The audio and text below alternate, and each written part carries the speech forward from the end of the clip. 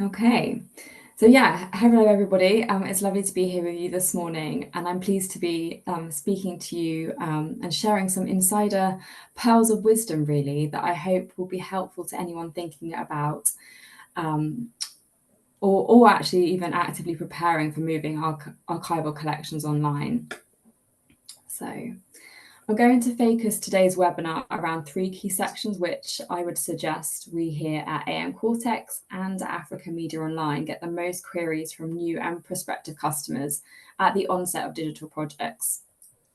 There'll be time for questions at the end, so please submit any in the chat throughout the webinar as they come to you, and we'll work through as many as possible when we get to the Q&A section.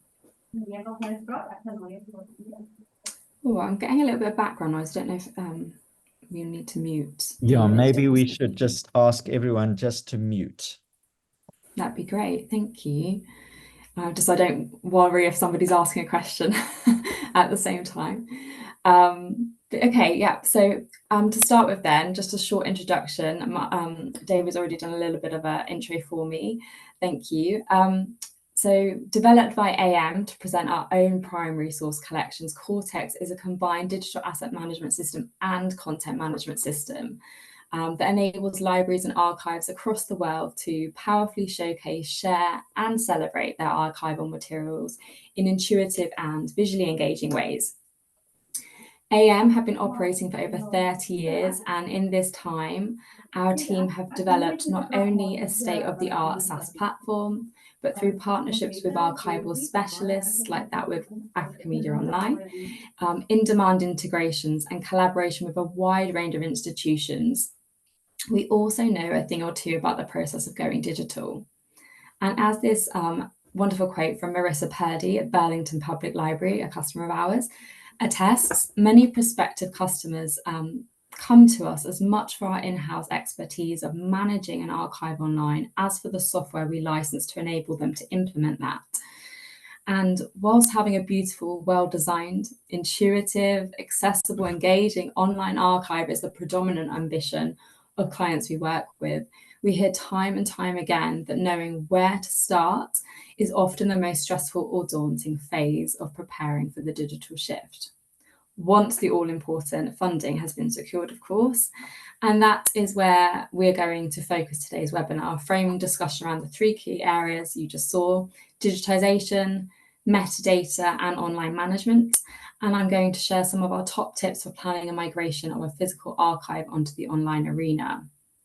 It won't be exhaustive, but I hope that it helps with your own digital collection strategy. Okay, so let's kick off with demystifying digitization. So whether teams are working to new digitization initiatives, working with pre-digitized content, or even a combination of the two, digitization will often be the first consideration when devising a Go digital strategy. Where new digitization is required, there are a few key considerations we here at Quartex would always advise are given attention to as early as possible in your digital implementation plan. So let's start with schedule. I wrote on the slide what, when, and how, and I'm going to talk through why each of those kind of considerations is important. So what to start with? Once you've selected your chosen digitization vendor, teams looking to present several collections online should really start thinking about which collections should be digitized first. In a sense, I guess, prioritized. Often factors such as anticipated usage, condition of the original material, or relevance to any celebrations coinciding with launch will inform an ideal scanning order.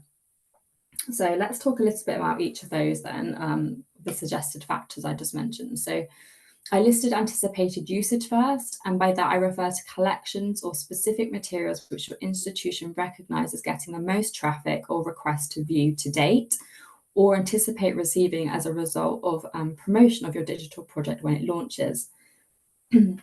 These will often be prioritised as high-value materials and digitised first, as digital access will not only reduce physical resource within the archive, people collecting it, presenting it, but also make already popular content discoverable to an even wider audience. I also mentioned condition of material as a probable factor informing digitisation schedules. If any materials planned for inclusion on a digital project are in fragile condition, it's prudent to question whether they will require any kind of conservation and or careful handling. If they do, the digitisation process is likely to take a little bit longer than average, so you can begin factoring that kind of into your time frame and get a better handle on the overall duration that digitisation might take. Excuse me. And lastly, I noted relevance to launch, so for celebrations. So we work with many teams who decide to plan their migration to coincide with a specific anniversary for either the source institution, a founder, perhaps relevant to one of their collections. And in these cases, it can be a great strategy actually, as it will afford administrative teams with ample promotional opportunities, boost engagement with the resource when it does go live, and offer a theme around which to initiate active dialogue around your collections. For instance, we had this situation with the Tutu archive that David presented. We were trying to launch that for the anniversary of, I think it was Tutu's birthday. And I'm currently working on a project with the Liverpool University here in the UK, actually, to see that several of their collections are launched on their Quartex site this spring, among which is the Cunard collection. And for anyone who's not familiar, Cunard is a historic and still active shipping company. And that's being prioritised in our current build for them because its launch will coincide with the inauguration of a new Cunard ship, the Queen Anne, in the UK around the time of their launch date. So just an active example for you there. But whatever the factors are key to your own materials, mapping out preferred scanning order at the very start of your digital project planning will be extremely helpful, and will also likely tally with other internal resources planned into work on contextualizing your key collections. Okay, so that was the what, the when.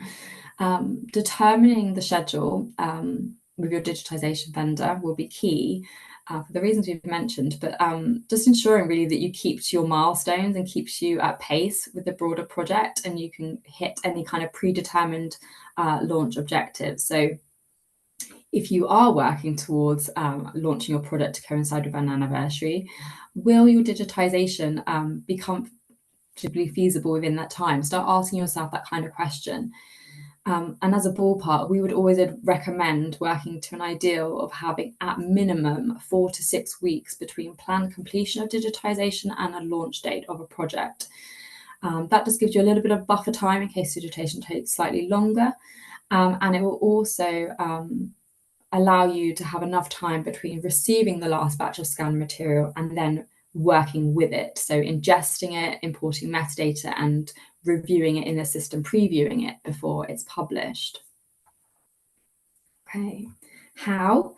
There are a lot of considerations that David would be able to talk to far more eloquently than me about what to consider as you look for a digitisation vendor. But one to highlight from a going digital perspective that I would like to stress is capturing material single versus double. So for anyone unfamiliar with that terminology, capturing double image refers to capturing a book essentially as a double spread, and single image would refer to capturing those pages as single images. And it can often be financially more viable to scan materials as double image because it's more efficient. But it's actually worth bearing in mind that there can be several advantages actually to your online collection scanning single. Principally increased accuracy across transcription output should you aim to transcribe any of your materials post ingest. So if you're unsure about the best method of capture for your materials, many digitisation vendors will offer material assessment as part of their quoting procedure and be able to advise accordingly. And it may even be possible for your vendor to upload some sample scans to your digital platform to test transcription output to give you peace of mind before the project starts in earnest. And that is a typical workflow available for any clients working with Africa Media Online and Quartex, for example. Okay, it's moving on, just checking time. File types and file names are another common area where teams come to us for advice. Working out which file types will best suit your materials should be discussed with your digitization vendor and, where possible, actually your platform team as early as possible too. Both teams will be able to advise on the most opportune file types for your content. For example, Quartex supports a whole host of file types, including several video file formats, amongst the MOV files, that's MOV files.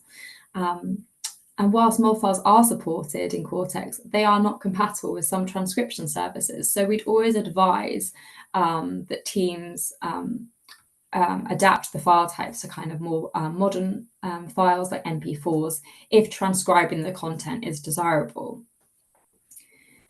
It's that kind of insight and expertise that we can share with you at the very start. And TIFF files, for another example, they're often opted for when digitizing archival content due to the enhanced size and quality of the capture, which is absolutely as it should be. But they will often take up considerable data footprint on a digital platform. So it's very common for institutions to request TIFF master files, but also a JPEG or other kind of smaller scale derivative access copy from a vendor for ingestion purposes. File names then, just a quick word on those. They can often be overlooked early on in a digital project implementation plan, but it's crucial to the ingest process in Quartex and in line with key industry best practice standards. So key to this, file names should be unique. And to clarify what I mean here, every asset, and an asset is a kind of a Quartex term. We refer to assets meaning like a book, a newspaper, any kind of object you wish to represent as a record on your digital platform. Each asset must have a unique file name. Every institution is likely to have its own file naming schema, often informed by replicating archival hierarchy and using numerical identifiers at the end to individualize one asset from another and to dictate sequencing. But it's also best practice to exclude special characters from file names as well. And lastly, image enhancement. So I'm not sure how well you can see the pictures on this slide, but this is on the right-hand side of the cathedral image. There's a watermark on the left-hand corner that I tried to blow up here as an example of image enhancement that I'm kind of going to talk about now. It's not always relevant to all collections, but a key factor to consider if it is. So this often crops up across restricted content, where copyright restrictions and concerns about reuse might encourage the application of image editing, like watermarks, across digitized access copies. So where relevant, it's useful to discuss image enhancement options offered by your digitization vendor before full scanning commences. If you know you'll require some image enhancement, it can also save time to provide your vendor with a mock-up of any particular designs that you would like them to apply. Okay. So that was teams working on new projects, but we also work with teams who are working either in part or exclusively with pre-digitized material. What then? I guess the first consideration I'd always encourage these teams to bear in mind is, will file renaming be necessary? So as mentioned on the last slide, unique file names are crucial when moving materials online, both for ingest purposes, so files can't overwrite one another during the ingest process, but also to allow for correct association of metadata to each digital asset. If you have duplicative file names across your materials, a deduping exercise prior to ingest will be necessary. And when conducting builds for Quartex customers, we make use of dedicated freeware that can make these tasks incredibly efficient and are very resource light. And if anyone is interested in the kind of the freeware that I've just mentioned and that we use here at Quartex, please reach out at the end of the webinar during the Q&A, or feel free to email me directly. My email will feature on the last slide, and I'd be very happy to share the resources we use and offer to customers on this subject. The second consideration for pre-digitized content I would always highlight is quality checks. So depending on how long ago material was digitized, and from experience, we know this could be like 10, 20 years old sometimes, the digitized files might be in an archaic file format and or have been captured at a degraded resolution. And where time and budget allows, bringing scanned files up to the latest standards will enhance the end user browsing experience and the transcription output across the material. In a similar vein, a useful benchmark to look for is the DPI level of image-based files. So ensuring image-based files meet a minimum of 200 DPI will optimize online rendering quality and transcription output. So that can be a nice kind of figure to work to as you review pre-digitized content. Once you have your materials digitized then, whether they are pre-digitized or captured fresh for a project, administrative teams conducting asset ingest to platforms like Quartex themselves should next ensure really that their assets are organized locally as they intend for them to display on a digital platform. And I'll use an example to illustrate this, in what I hope will give a kind of more tangible sense of what I'm describing there. So in the images on the left, I have a screen grab showing local organization of a compound asset. The top left image shows a folder with the asset name representing a magazine title, Women's Weekly. And the one beneath shows the constituent image files within it. So we've got 6 there showing on the screen. These are all individual pages of that magazine. Now, this is the necessary local organization for a compound asset sat within another header folder there. You can see just, I hope you can see on the slide, it says example to upload in the kind of source bar there. And when ingested into Quartex, the platform assesses this local file structure to inform the digital display. In this case, loading it as intended as a compound asset, similar to those we can see presented in the public interface on the right there after full ingest. So note, I don't know if you can see that there, but underneath the thumbnail image, we see 319 images, telling the end user that this is a compound asset made up of 319 images. If we had organized the material without placing it in this kind of example to upload parent folder, that the ingest process would have not recognized it was a compound asset and instead ingested all of the individual pages as single assets. So this is why it was key here to locally organize in this way. But I will say we do support single file assets as well as complex compound assets actually as well. But I'm just trying to illustrate that the local organization is key to consider in terms of how you then want the material to display digitally. And if you're unsure, I mean, this is the standard kind of training that we would provide for Quartex customers before they start ingesting content, but it's something to bear in mind as you receive files from your digitization vendor. It's something you can be doing to kind of get a head start, I guess, on preparing to go put them into a digital platform. It's also probably worth stating here that many of our digitization partners, Africa Media Online being ours in South Africa, can actually perform this step on behalf of clients too, and that can relieve some further pressure on an administrative team and free up time for them to work on other project tasks. Okay, so managing metadata.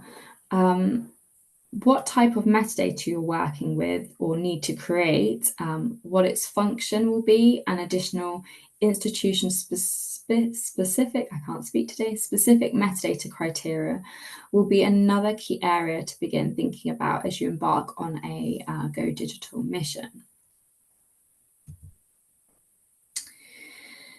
Preparing your metadata for migration or creating a metadata strategy will often take up a considerable amount of resourcing. So the earlier you can begin assessing your needs and planning for them, the better. In this section, I'm going to highlight 4 key factors to consider as part of your metadata management strategy, whether you're working with existing or new, whether you want to apply industry standards, what kind of function you want your metadata to perform, and if there's any kind of metadata you want to restrict access to. So let's start with the decision between existing or new metadata. So a metadata strategy will differ across teams working with legacy metadata and those looking to create metadata from scratch.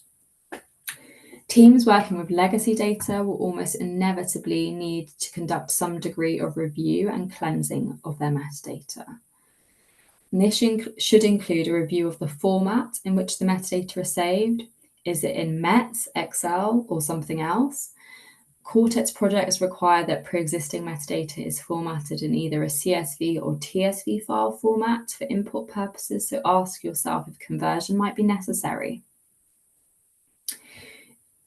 Again, we can help with that if it is, and I'm sure there may be other members of your team who are equipped to do so anyway. Do you want to migrate all fields included on your legacy metadata file to a digital platform is another question I would ask. So are there any auto-generated fields that are of a technical nature and not archival that are maybe surplus to requirements? If so, consider creating a new version of your sheet or your metadata file with any kind of extraneous fields removed. So at point of migration, mapping your data from your local file into your DAMs is as simple as possible.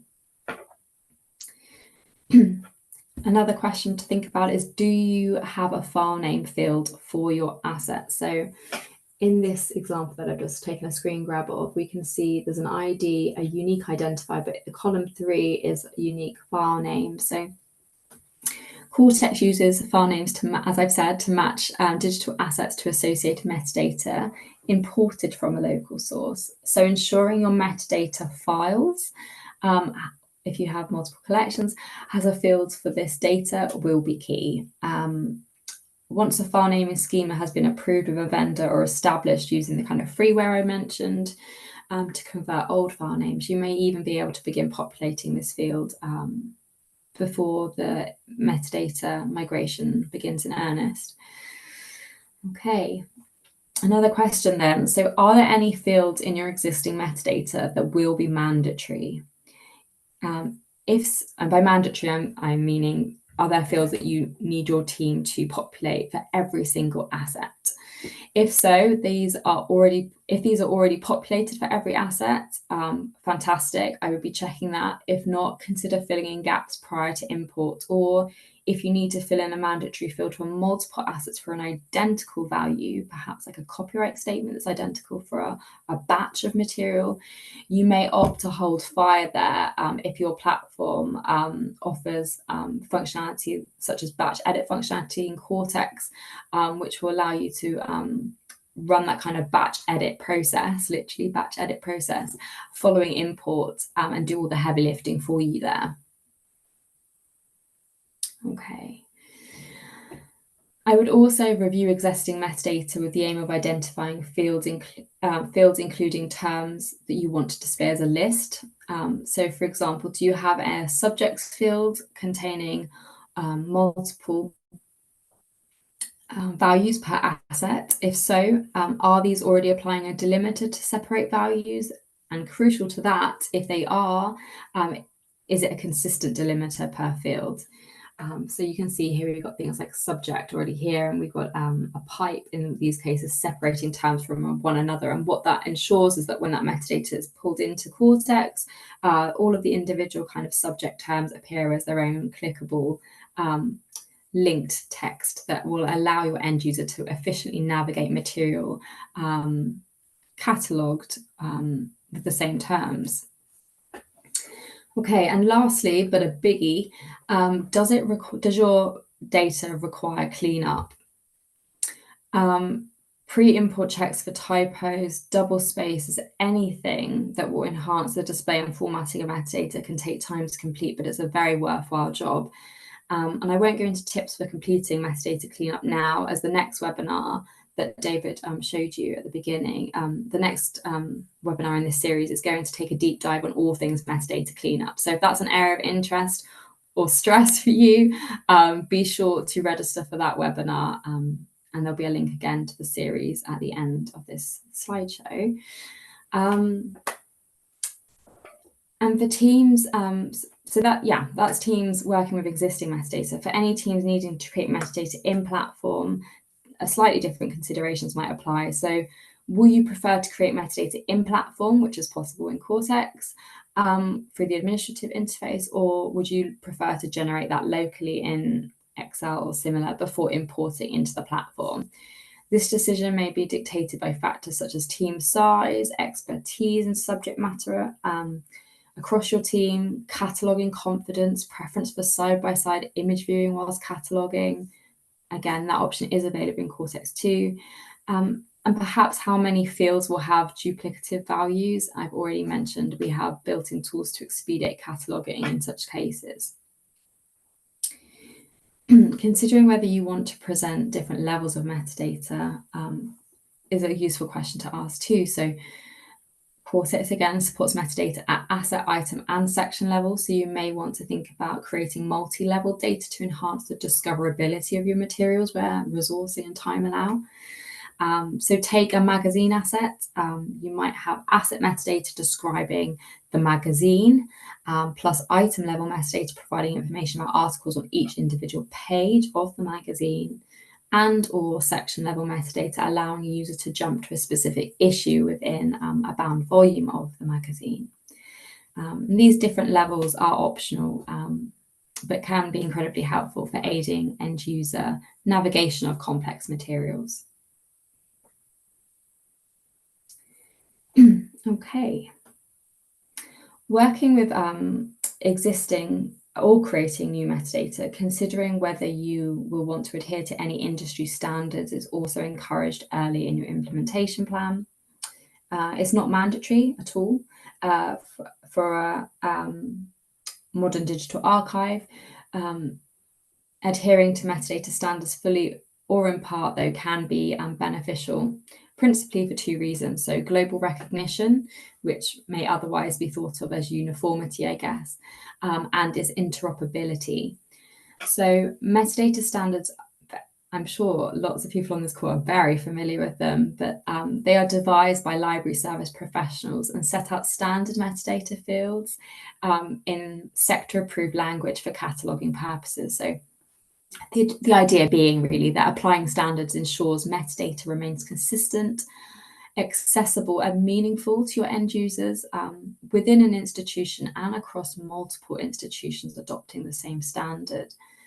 And this can be very helpful as it improves the chances that end users browsing your published assets will recognize metadata labeling, giving them confidence that the data is presented, that the data presented is both authoritative and considered.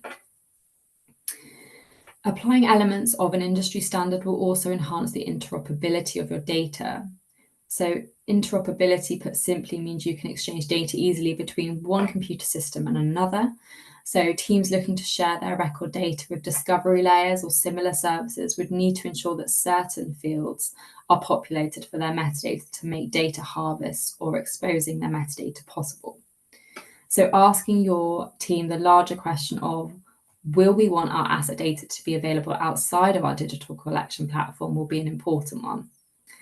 If yes, adhering to a simple standard like Dublin Core will be necessary, as simple Dublin Core fields are required for the OAI PMH processes, like those available through Quartex. To clarify, I guess, standards when adapted can be combined with custom fields, but not all standard fields need to be populated for assets. It can just be useful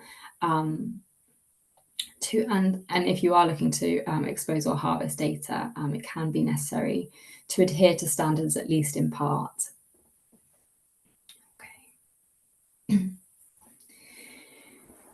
Thinking about how your metadata needs to function for you is also sensible, as this will or should inform configuration choices for your metadata fields. Does your metadata need to simply be descriptive, or perhaps it needs to work harder for you and function more dynamically? Whilst adherence to some industry standards will in some cases dictate the type of data field you work to as well. With custom fields, this is an administrative decision. So for example, in Quartex, 4 metadata field types are available to administrative teams, and each support a slightly different function. You can see those in the drop down on the image on the slide. So free text is the kind of the go-to field type in Quartex. So this is useful when metadata in your field is unique to the asset or full sentences are required. So typically fantastic for titles, description fields, that kind of thing. HTML markup can be used in free text fields in Quartex 2 to add text-based links or insert formatting such as bold, italics, paragraphs, adding images. And free text fields can be configured for fielded searching in Quartex 2. Dates permit display of a numerical date or date range that can be configured as a search filter on your site. Administrators also have the option site-wide in Quartex of setting a default date display format. That can be a really useful option. Obviously, you can present dates as free text field. You wouldn't necessarily, unless it's configured as a field, a date field type, you wouldn't be able to filter by date in the same way. Control vocabulary is the third option then. They're supporting defined lists of terms, and CV fields ensure consistency across cataloging terms, and they allow users to find other like cataloged content.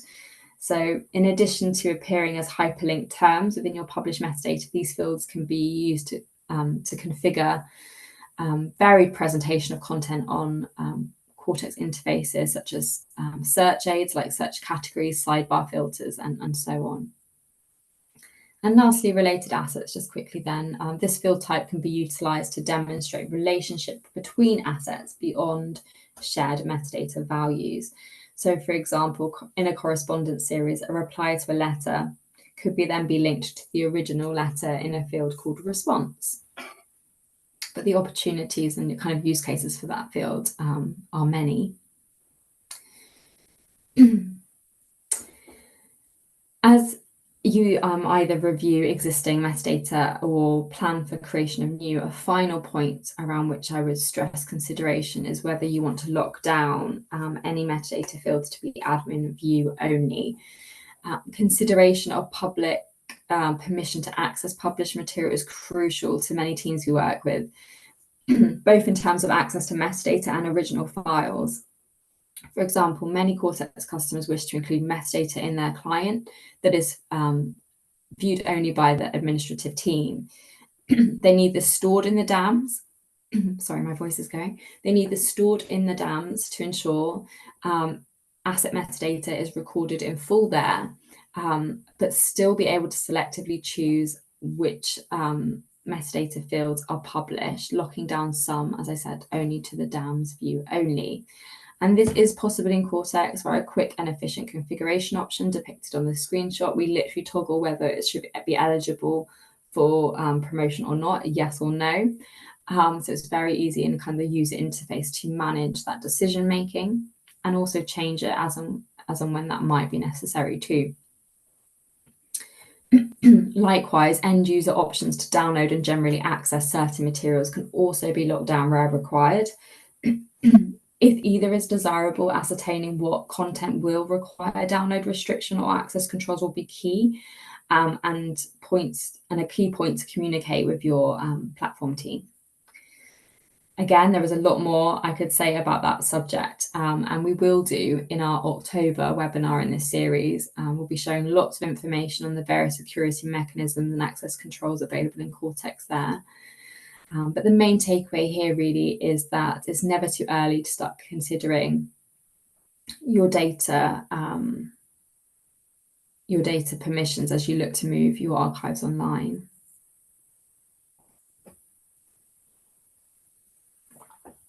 Okay, so in this last section, we're running short on time, I'll be quick. I want to suggest 2 final areas to consider and any drive to go digital. this time with an emphasis on taking project management online. Firstly, considering who on your team will need to perform which tasks, including whether varying permissions are needed and how you'll want to manage this. And when it comes to project security, this will also be key. Secondly, consider who are your anticipated users likely to be, and we'll look at why that's important.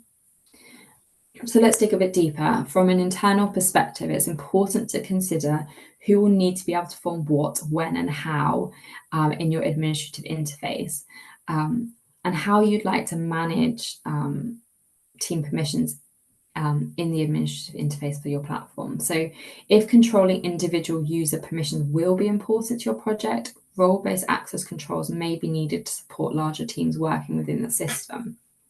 For instance, in Quartex, user roles can be configured by project leads to give team members varying levels of view and action permissions commensurate with tasks that they will need to perform. So this can ensure that only project managers can run processes like transcription, publish material, promote, whilst roles like site reader can be provided to stakeholders to give them sight of a project for review purposes, but it disables any ability for them to catalog or otherwise edit or amend configuration settings. Additional tools in the Quartex DAM also allow for auditing of teamwork and in-platform collaboration.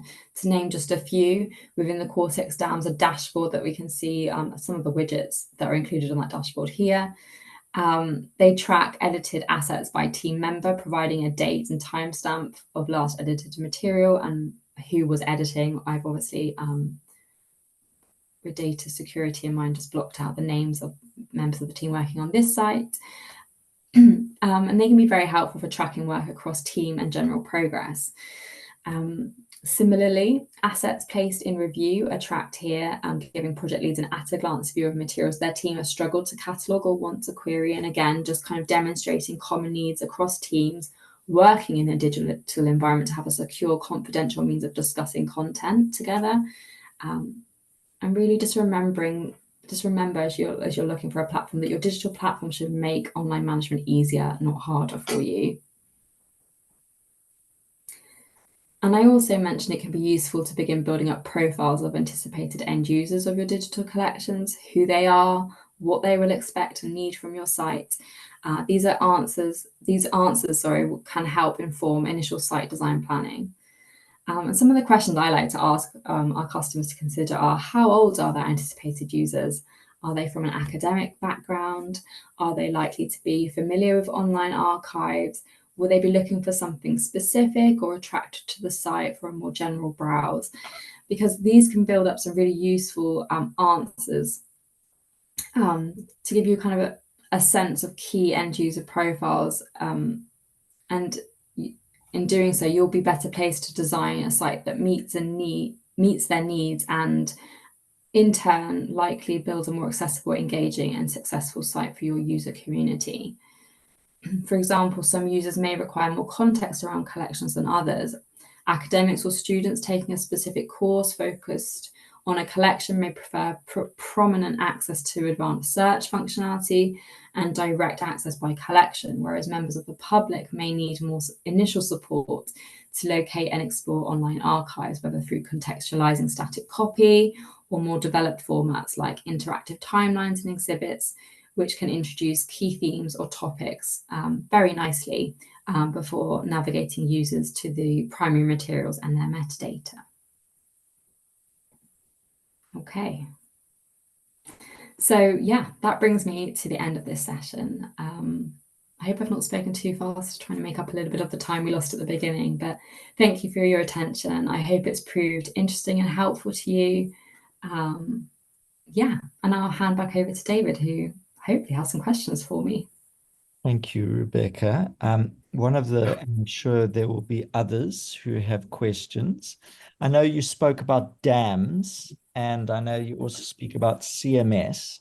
Do you want to just explain those to people, and maybe we can show the difference in Quartex?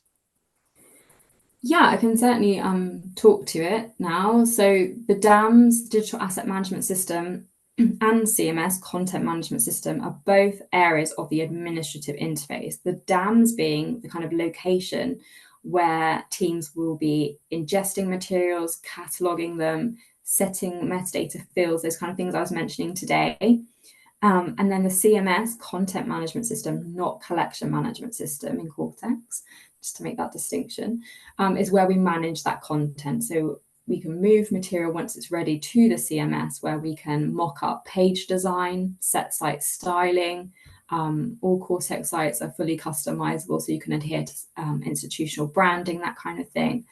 It's also where you can set things like your site-wide labeling, filters, all the kind of nuts and bolts of the how the site will actually function. And the DAMs is more about your archival collection stored, and how it's managed. It's a managing interface, So hence management system. So it's a little bit like having a museum where all of your objects are stored in the dams, like in a storeroom, and Yeah, then you're your bringing stacks. those out for display into galleries, and that's your content management system. Would that be a good? Yeah, Okay.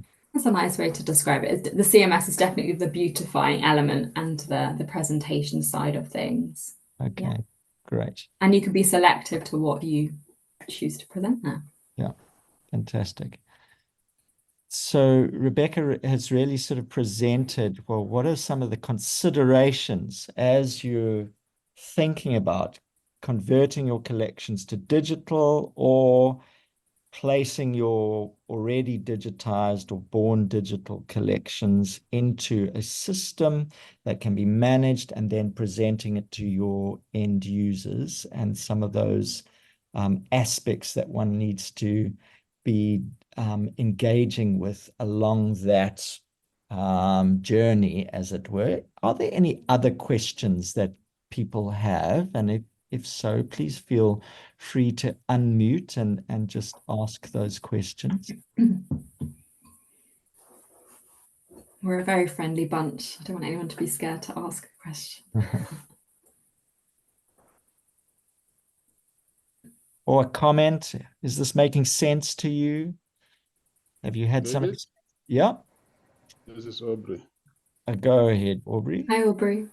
Hi, Rebecca. You know what? I'm illiterate when it comes to digitizing, and I Okay. have I have material from the work that I'm doing. I am an author based in Pretoria, Mamelodi, and I'm archiving, the heritage of my township, that is Mamelodi. And also contributing to the heritage corpus of South Africa. And one needs assistance going forward in terms of monetizing, whatever material that one has. As you know, this is my primary job.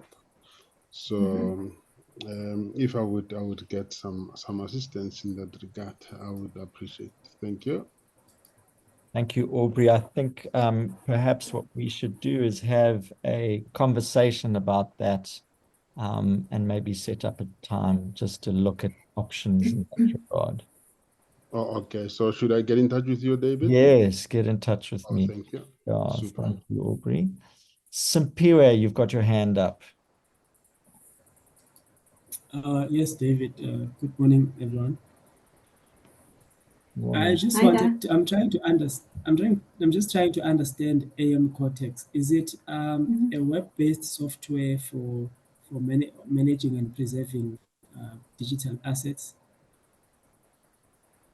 It's an online platform. It's cloud-based platform. Yes. We don't offer preservation explicitly in Quartex. We back up material and things like that. Preservation is a slightly it was a specific area of collection management, and we do partner with a best-in-class preservation team called Preservica. You may have heard of them. So in the same way, we work with Africa Media Online with like digitization and kind of material assessment and things like that. Preservation are our partner for Preservica are our partner preservation services, so it can all be included in one project. Yes. Oh, okay. That's So interesting. I wonder, Rebecca, is just for St. Piu's view, can you just show a few of the collections that you just briefly, just so that people can imagine it? Yeah, bear with me while I just pull some up. I'll just bring these up for you.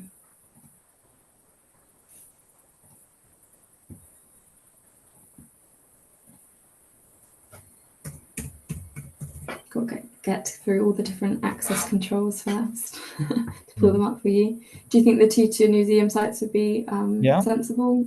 Yeah. Okay, here we go. Let's go back to sharing and work out how to do so.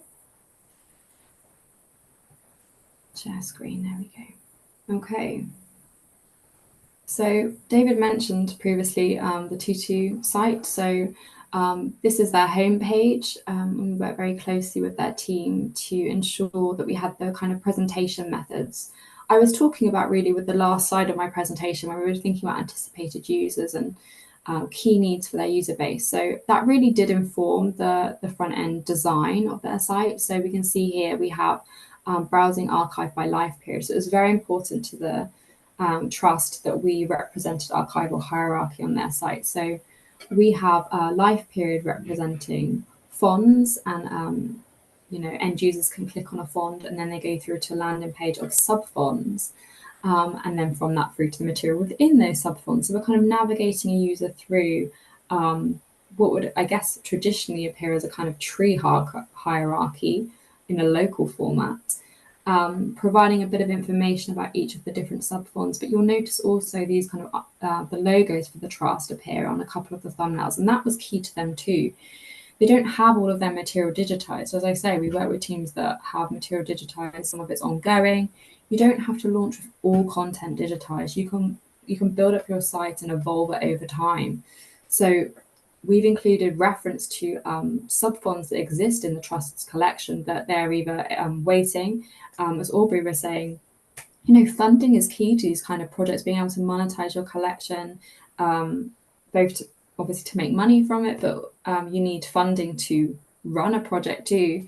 You can advertise through a public interface that these areas still need funding or assistance in some way to bring those materials online. So it's a way of making users aware of all of the material that they kind of have, even if the digital files aren't actually available to explore on the platform yet. And to that end, Quartex also supports metadata-only records. So if you have metadata for your materials, but just not the digital images to go with it, you can also present those. But yeah, these would then click through to a list of all the materials that you have available to you in that category. So we can see them all listed here. If you've got particularly beautiful like visual imagery, as there are in some of these other collections, like photographs and things like that, you might prefer to present as kind of thumbnail. And once you're reviewing the actual material, this is just an example of one of their assets. You could have got like kind of the final full zoom quality. We have search. This item doesn't have any kind of transcription run for it yet, but you can see that the appearance of the kind of metadata fields I was talking about in my presentation. So we can see which fields very quickly are free text, any that are more dynamic and function more dynamically, enabling anyone to go to any kind of document tagged with Boston, Massachusetts, for example. They can go straight through to all material tagged with that term. So it just makes browsing and finding relevant material to individual use cases incredibly efficient. Let's have a look at another site. So we have a whole host of sites. So let's show you the museum site as well. And just comparing the two, you'll see very quickly that they can be styled to look very, very different, even though they're built on the same platform. So this is the museum site. It's presented exclusively in Afrikaans. I mean, they have an amazing mandate to kind of capture the history of all Afrikaans, and it will obviously be a very much an ongoing project, but they're making an incredible start in the area. So it's maybe an interesting case to look out for a site presented in a non-English language if you are interested in that particularly, and explore the kind of content that they have, the metadata fields that they employ, and things like that. A site that was not presented in South Africa, but I think may still be interesting, is we can show you a university site from in the States. So this is Syracuse University, and they are really considering. David, cut me off if we're short of time. I don't know how long you wanted me to talk to. It's okay. I think people are still interested. 1 or 2 more minutes. Perfect. I'll just. Somebody got a question? No. I'll finish it off with Syracuse then. But these we really considered user pathways here as well. So you can see there's like different mechanisms for accessing content. People can go directly to exploring specific collections, but they also have some kind of they have digital exhibitions and kind of other features that kind of introduce some of their materials in a kind of more digitally friendly way, I guess, less intimidating way than just seeing a full documents list. So users can browse their exhibitions and things like that. What else have they got? I'm going to show you.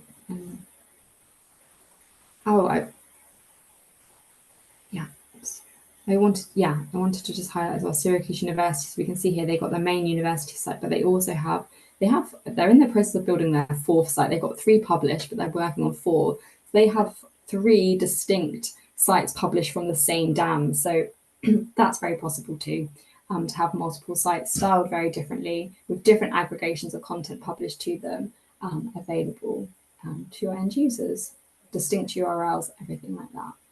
So if anyone's interested in browsing any more Quartex sites, I can supply links to anyone that might like. Great. Thank you, Rebecca. And thank you, everybody, for attending. I hope that's been helpful and just giving you something of a sort of broad overview of what it takes to turn collections into digital collections that are useful for end users. And as we say, there's going to be further webinars that help with more detail in that process. So you're very welcome to attend those in the future and to ask us any questions. So my email address is editor@africamediaonline.com. And you saw Rebecca's email as well. So you're very welcome to interact with us going forward. And if we can assist you in any way, we will gladly do so. Thank you so much for your time. Thank you very, very much. Have a good day. Thank you. Thank you. Bye-bye. Thanks, Rebecca, for presenting. No worries. Lovely to see you. Thanks. Bye. Bye, everyone.